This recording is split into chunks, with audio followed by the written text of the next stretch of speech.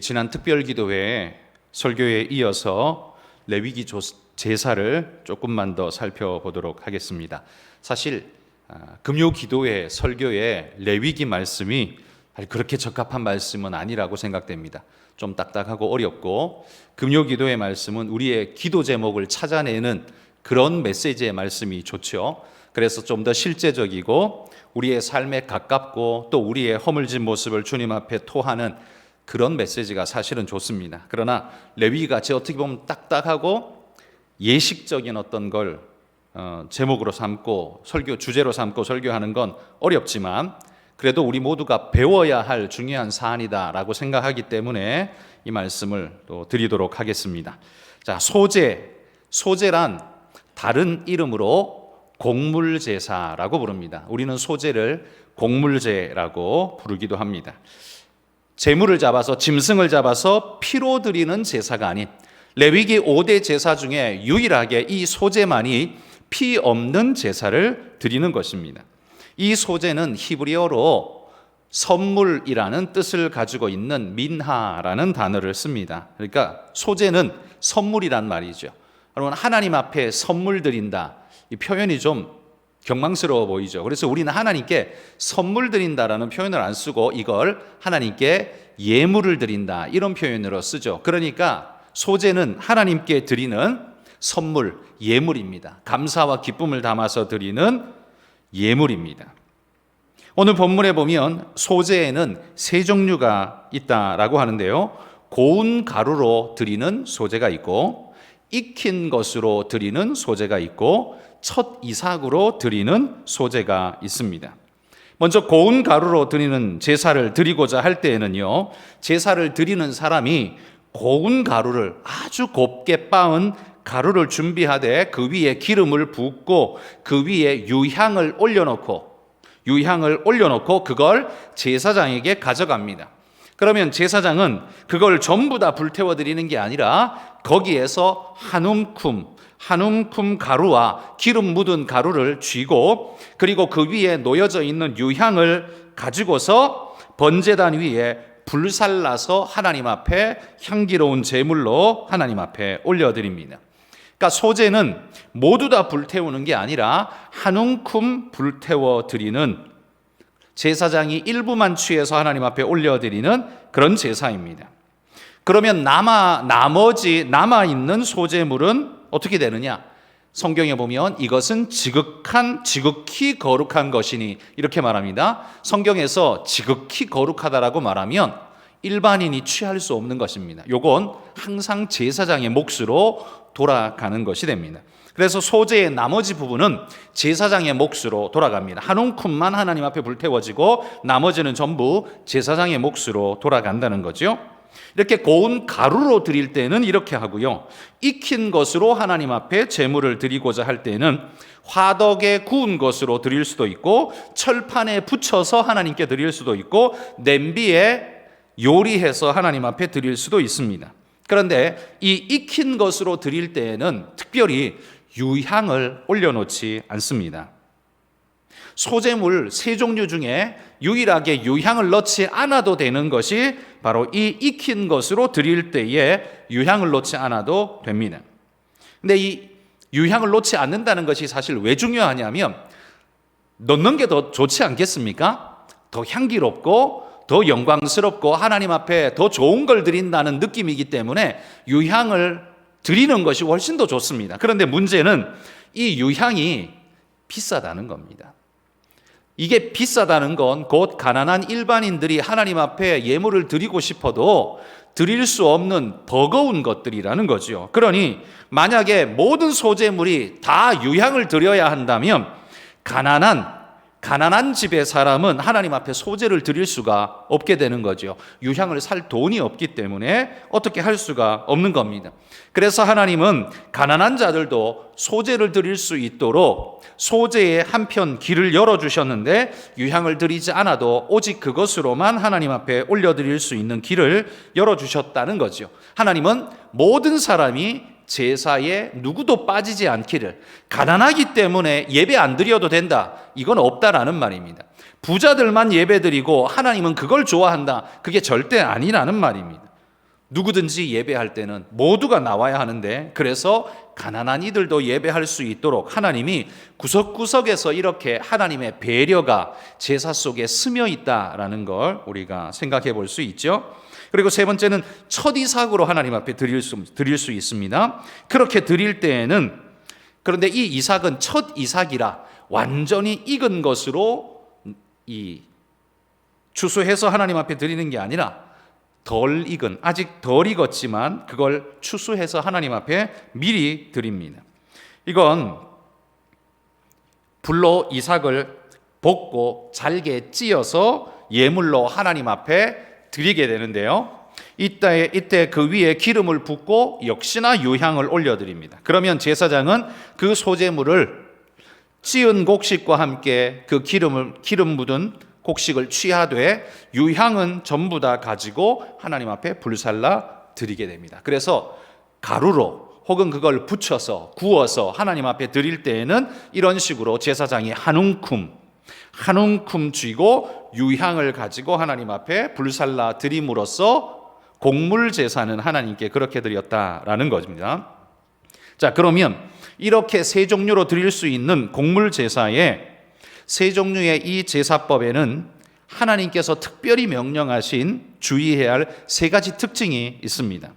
이 소재에 드리는 제사를 가만히 지켜보면 세 가지의 특징이 있는데, 첫 번째, 가루는 한 움큼만 드리고 기름도 거기에 둘러서 어떤 건 하나님 앞에 불태워지고 어떤 것은 제사장 몫으로 돌아갈 수도 있지만 유향은 반드시 하나님께 전부 드려야 됐습니다.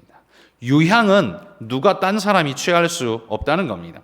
고운 가루로 드리는 제사와 첫 이삭 제사를 하나님 앞에 유향을 올려서 드릴 때에 다른 건 한 움큼인데 유향만은 반드시 전부를 하나님 앞에 드려야 했습니다.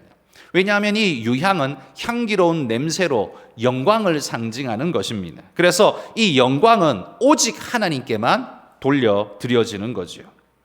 물론 그렇다고 여러분 유향을 드려야만 향기로운 제물이 되는 것은 아닙니다. 왠고하면 소제물 중에도 유향 안 드리는 게 있다고 했지 않습니까? 그러면 유향 안 드린 소제물은 하나님 앞에 향기로운 제물이 안 되느냐?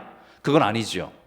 그것 또한 하나님께 향기로운 제물이 된다고 했습니다. 그리고 번제에서 제물을 불살라 드릴 때에도요, 유향은 넣지 않습니다.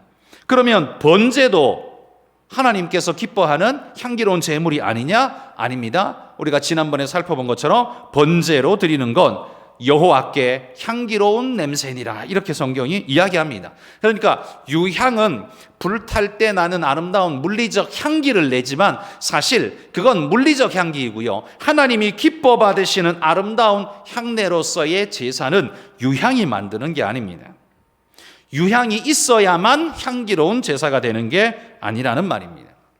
전심으로 우리가 주님 앞에 우리의 마음을 담아서 제사를 올려드릴 때, 그때 하나님은 그 마음이 유향처럼 하나님이 기뻐 받으시고 향기롭게 받으시는 제사가 된다는 거예요. 과부의 두 렙돈 예물을 생각해 보십시오. 가장 작은 예물이었지만, 유향 살 돈도 안 되는 그런 예물이었지만 하나님은 이 과부의 예물을 향기로운 제사로 받으시고 칭찬하시고 기뻐하셨습니다. 그러니까 그 과부의 하나님 앞에 올려드리는 이 예물을 향기롭게 만든 건 유향이 아니라는 거죠. 하나님을 향한 그의 마음이었다는 거죠. 그러니까 유향이 없다고 해서 하나님께 향기로운 제사가 안 되는 건 절대 아니다라는 이야기입니다. 그러므로 여러분, 그럼에도 불구하고 하나님이 물리적으로 놓인 유향은 반드시 하나님께 다 드리라 라고 말하는 것, 그건 하나님은 예배의 영광을 누구와도 나누지 않으신다는 말입니다. 이해되시죠?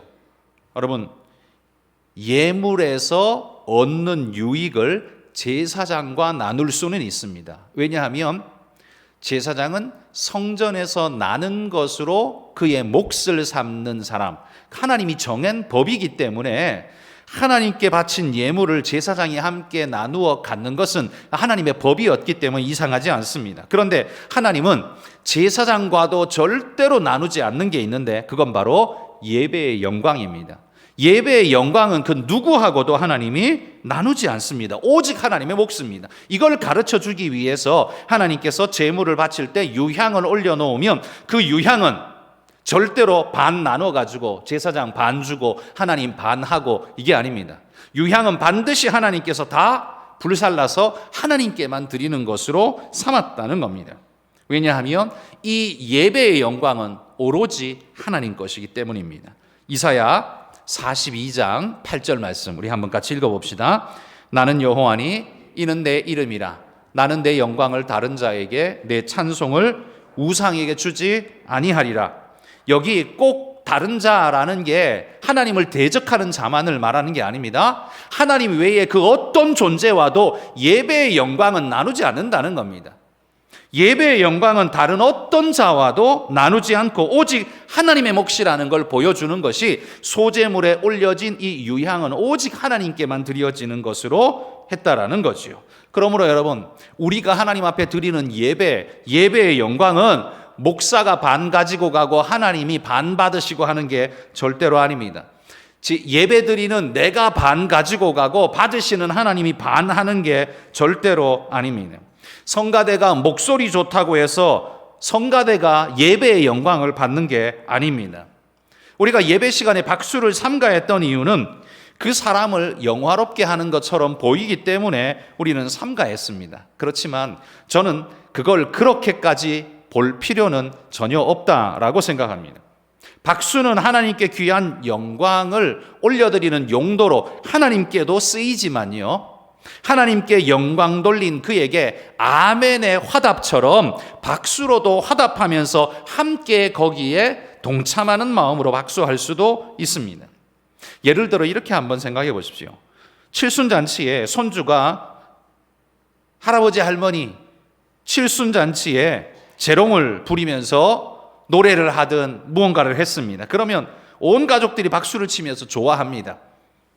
주인공인 할아버지나 할머니도 박수를 치며 좋아하겠죠? 그렇다고 여러분, 그 칠순잔치의 영광을 손주가 가져가는 건 아닙니다. 오직 그 영광은 그 주인공 어른의 것입니다.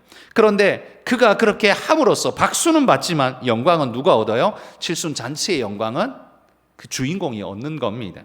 저는 그와 같다라고 생각합니다. 그래서 여러분, 예배 시간에 누구를 영화롭게 하려고 박수를 치는 건 아닙니다. 우리는 그런 목적으로 박수 치는 게 아니라 하나님께 참 훌륭한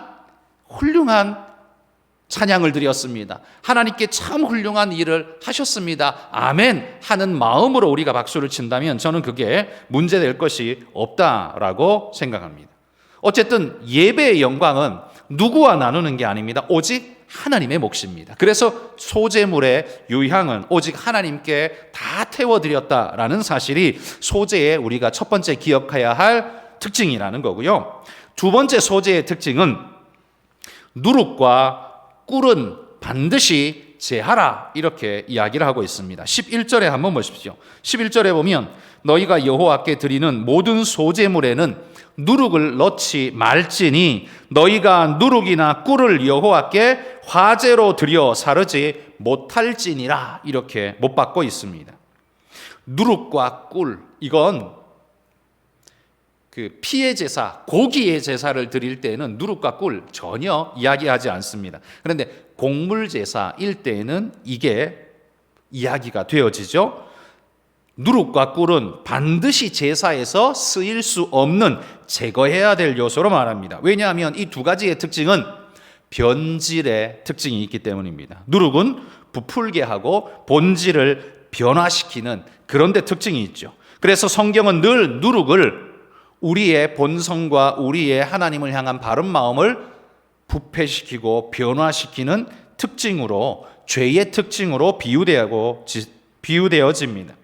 하나님께서 우리에게 주신 온전한 것을 누룩으로 바꾸고 변질시키고 방향을 틀어버리는 이런 일 하지 않도록 하나님께서 우리에게 누룩을 제하라라는 말씀을 한다는 겁니다.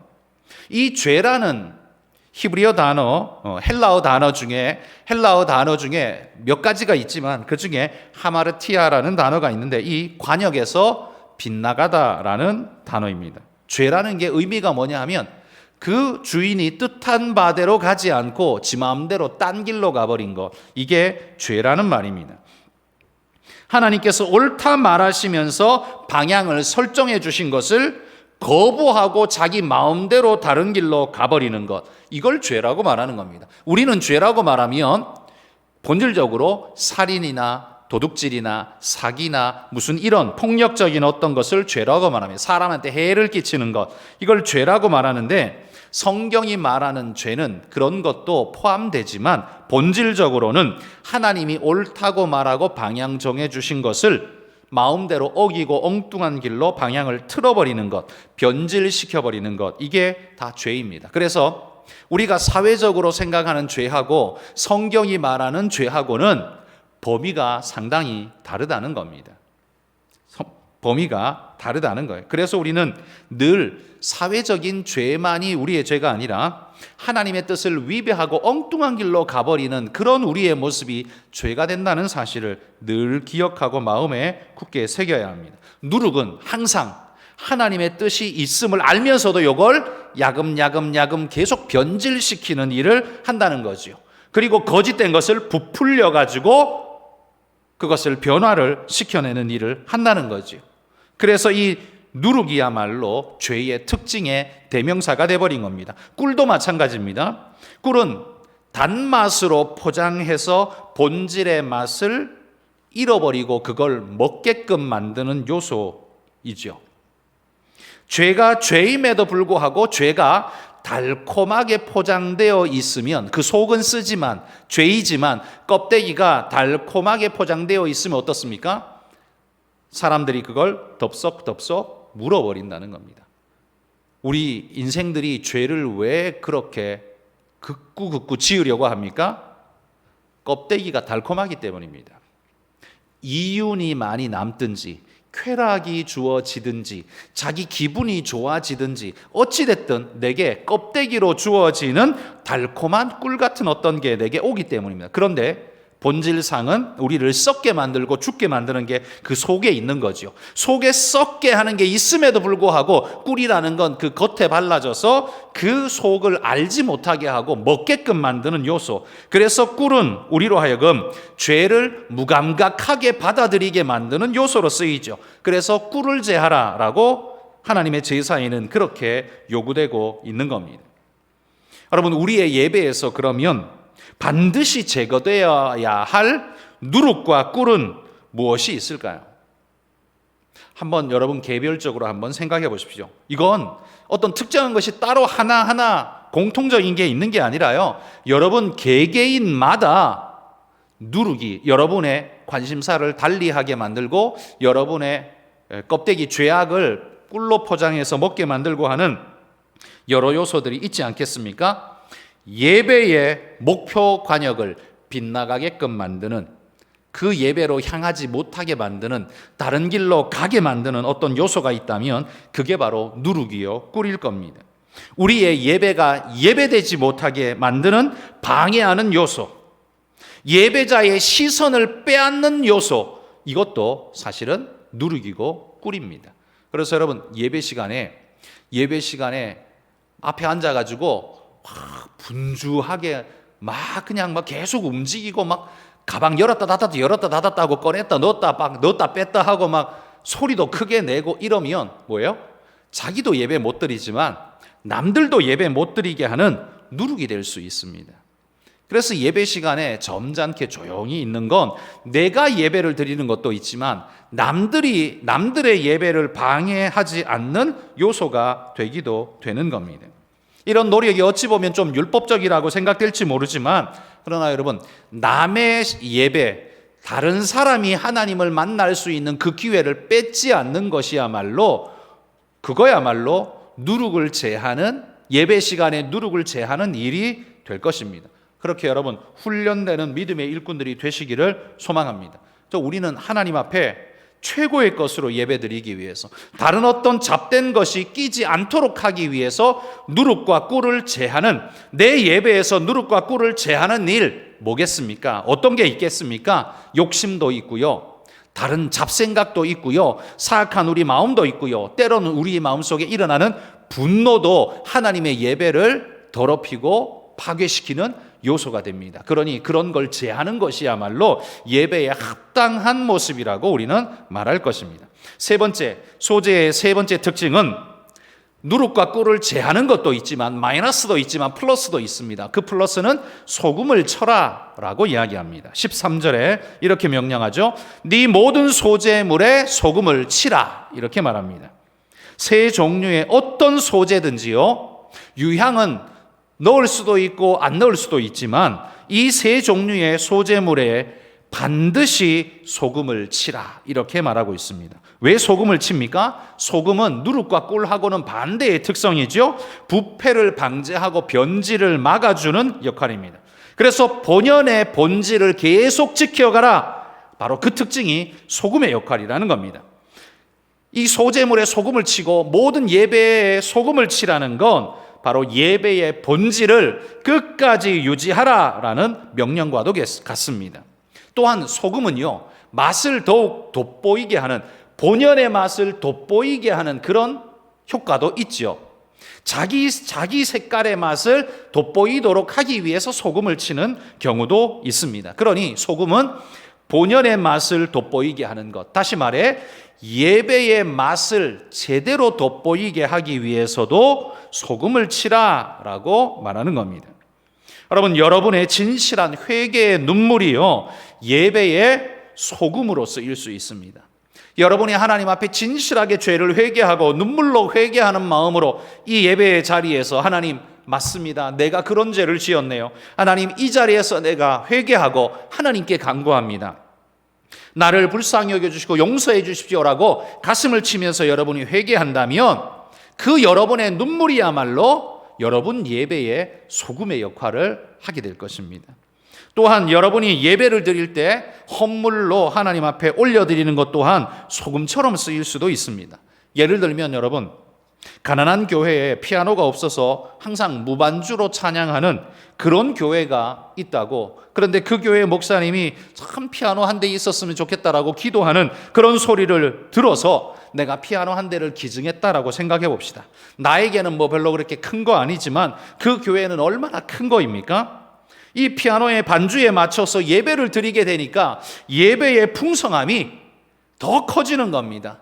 제맛이 나게 되고 더 아름다워지는 겁니다. 물론 피아노가 없다고 해서 예배 못 드리는 거 아닙니다. 그런데 피아노가 있으면 우리의 찬양이 더 돋보이고 아름다워지는 가이드 역할도 하지 않습니까? 여러분, 우리가 그렇게 하나님 앞에 헌물을 하게 될 때 예배가 더욱 돋보이고 예배되게 하는 역할을 할 수도 있다는 겁니다. 그래서 그런 면에서 헌물도 여러분 소금 같은 역할을 한다는 말이에요.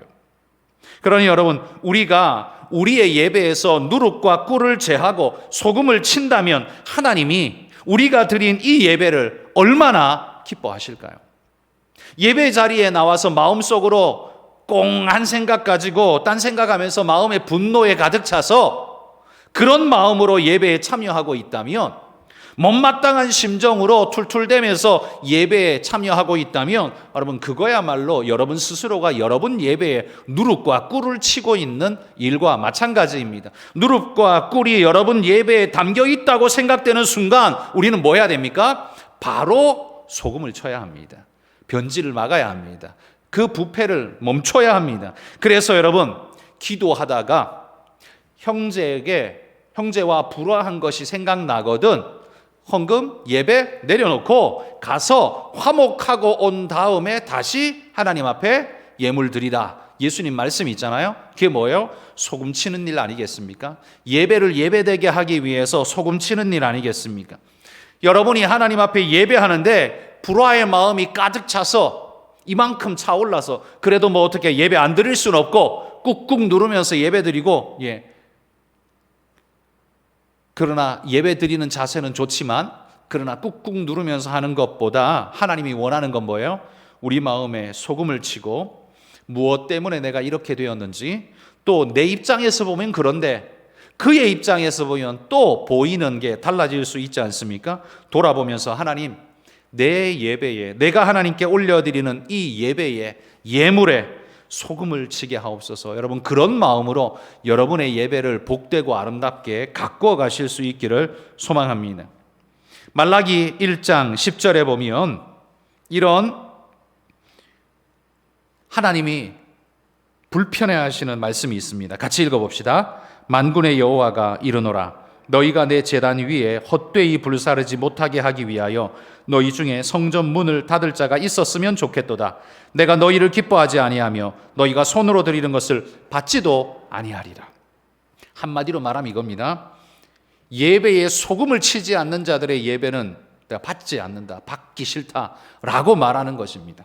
죄와 악으로 욕심과 그 누룩으로 가득한 심령을 가지고 하나님 앞에 예배한답시고 나와 있는 그 모습에 대해 하나님의 말씀은 누가 문 좀 닫아줬으면 좋겠다. 그래서 저들이 예배드리러 못 오게 해서 저들이 입으로 나 하나님께 예배드렸어 라고 큰 소리 치는 그 말도 좀 못하게 해줬으면 좋겠다. 여러분, 이게 말라기 1장 10절의 말씀이라는 겁니다. 여러분, 하나님께서 왜 이렇게까지 제사를 싫어하는 겁니까? 말라기 1장 8절 말씀도 읽어봅시다. 만군의 여호와가 이르노라. 너희가 눈먼 희생 제물을 바치는 것이 어찌 악하지 아니하며 저는 것 병든 것을 드리는 것이 어찌 악하지 아니하냐. 이제 그것을 너희 총독에게 드려보라. 그가 너를 기뻐하겠으며 너를 받아주겠느냐. 하나님이 문을 닫으라고 말하는 이유가 뭡니까? 그들의 예배에 누룩과 꿀이 잔뜩 끼어 있기 때문에, 소금을 치지 않는 예배이기 때문에 하나님이 그 예배를 받을 수 없다라는 겁니다. 이런 부패하고 썩고 변질된 거, 이거 나한테 예배 드렸다라고 큰 소리 치는 거, 그런 소리 아예 못하도록 누가 좀 막아줬으면 좋겠다라고 말씀한다는 거죠. 저는 것, 병든 것, 눈먼 것, 왜 이런 것으로 드립니까? 자신은 예배 드렸다라는 종교적인 당위성은 얻고 싶은데 하나님 앞에 드리는 건 아까운 이중적인 마음에서 이런 행태를 보이는 것 아닙니까? 어차피 죽을 거, 어차피 불태워진 거, 어차피 피 쏟고 죽을 거, 저는 놈이면 어떻고 눈먼 놈이면 어때? 이게 그들의 마음이었다는 겁니다. 이런 마음이 뭐예요? 바로 이런 마음이 누룩입니다. 이런 마음이 누룩이에요. 우리의 예배를 더럽히는 건 사실 밖에 있는 게 아닙니다. 내 안에 있는 것이죠. 내 밖에 있는 환경 조건이 내 예배를 더럽히는 게 아닙니다. 누군가가 자꾸만 소리를 내고 부시럭대 가지고 예배에 방해된다. 이게 방해됩니다. 우리는 그러지 말아야 합니다. 그런데 어떻게 해요? 그게 내 예배를 파괴시키지는 못합니다. 정작 내 예배를 파괴시키는 건 뭐예요? 내 마음속에서 일어나는 분노와 잘못된 생각과 엉뚱한 생각들이 내 예배를 파괴시킨다는 거예요. 그래서 내 밖에서 들어오는 것이 나를 망치는, 더럽히는 게 아니라 내 속에서 일어나는 것이 나를 더럽게 한다. 예수님의 말씀이잖아요. 예배도 마찬가지입니다. 예배도 내 바깥의 조건이 내 예배를 파괴시키는 게 아니라 내 안에서 일어나는 내 내면의 조건이 내 예배를 파괴시킨다는 겁니다.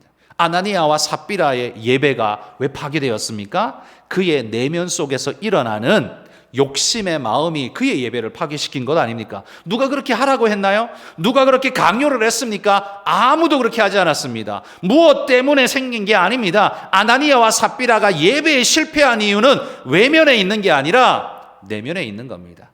그의 내면의 문제 때문에 자기 예배에 실패한 자가 돼버렸다는 거예요. 그리고 자기 예배에 실패한 자는 축복받을 수 없다는 게 아나니아와 삽비라가 보여주는 분명한 가르침이라는 거죠. 그런데 여러분, 이렇게 예배를 왜곡시켰던 자들이 말씀을 듣고 회개하고 돌아오면 그럼 어떤 일이 일어나느냐? 느헤미야 8장 8절 9절 같이 읽어봅시다. 하나님이 율법책을 그 뜻을 해석하여 백성에게 그 낭독하는 것을 다 깨닫게 하니 백성이 율법의 말씀을 듣고 다 우는지라.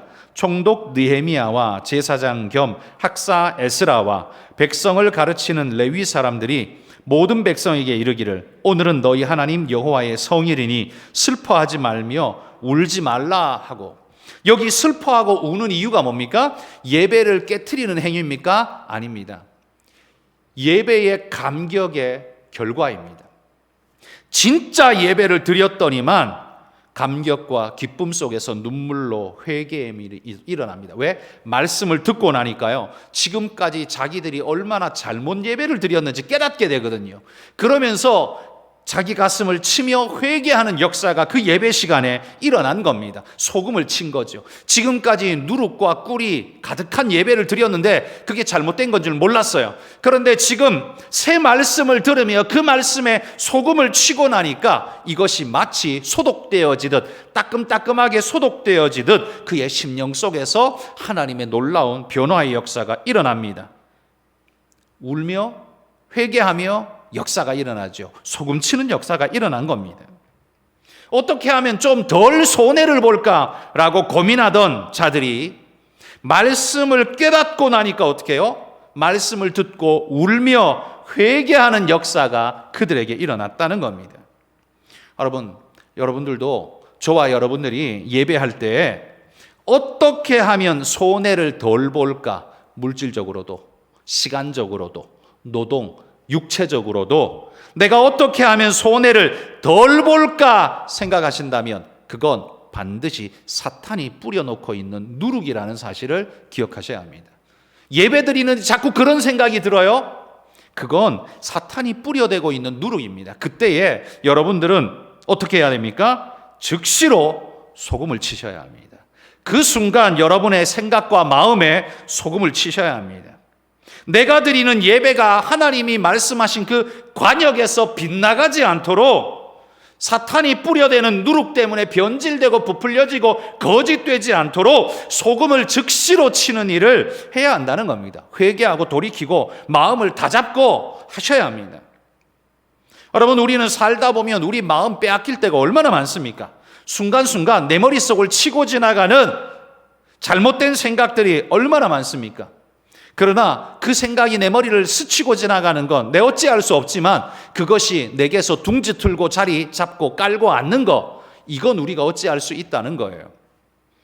그건 우리가 멀리 해야 한다는 겁니다. 여러분, 사탄이 우리에게 예배 시간 방해하면서 귀찮은 마음, 게으른 마음, 불편한 마음, 손해보는 거 아까운 마음 막 툭툭 던져 넣을 때 여러분, 하나님 말씀으로 즉시로 소금을 치면서 믿음으로 하나님 앞에 바로 돌이키사 하나님 앞에 서는 분들이 되시기를 소망합니다. 사탄아 물러가라, 너는 나를 넘어지게 하는 자로다. 우리 주님이 말씀하신 것처럼 우리가 우리 자신을 향해서 그렇게 외쳐야 한다는 겁니다. 왜요? 예배를 지키기 위해서요. 하나님 앞에 드리는 우리의 예배를 지키기 위해서 우리는 그렇게 해야 한다는 겁니다. 그 어떤 것도 하나님께 드려지는 우리 예배의 영광을 그 누구도 빼앗아갈 수 없고, 비록 나라고 할지라도 나도 내 예배, 내가 드리는 예배의 영광을 내가 빼앗아갈 수 없고, 내가 바꿀 수 없고, 내가 드리는 내 헌금이라고 해서 내 마음대로 할 수 있는 것 없고, 하나님의 영광을 위해 오직 하나님의 것입니다 라고 고백할 수 있는 마음, 여러분, 그게 바로 진짜 예배자의 마음이고 순전한 하나님의 사람의 마음일 겁니다. 그렇게 예배를 드리는 자에게 하나님이 이렇게 말씀하실 겁니다. 너의 예배는 나에게 아름다운 향기로운 냄새니라. 너무 행복한 냄새니라. 여러분, 이게 하나님의 응답일 겁니다. 여러분, 레위기에 5대 제사가 나오지만 그 5개의 제사가 전부 다 목적하는 바가 있습니다. 뭐냐면 여호와께 향기로운 냄새니라. 고기를 불살라 번제로 다 드려도, 화목제의 일부만 태워서 기름진 것만 드려도, 소제의 그 곡물 제사를 가루를, 기름을, 유향을 불태워 드려도, 뭘 드려도 하나님께서 하시는 하나님의 합당한 반응은 여호와께 향기로운 냄새니라 이겁니다. 이게 아벨의 제사이고 우리가 드려야 할 제사인 줄 믿습니다. 여러분, 이 제사를, 이 하나님 앞에 드리는 예배를 순전하게 하기 위해서 우리는 늘 소금을 치는 분들이 되시기를 소망하고, 그 하나님께 올려드리는 유향을 내가 자꾸만 야금야금 빼앗아 오려고 하는 그 욕심과 잘못된 생각을 끊고 버리고 오직 하나님께만 올려드리는 그런 진정한 믿음의 예배자들이 다 되시기를 주의 이름으로 축복합니다.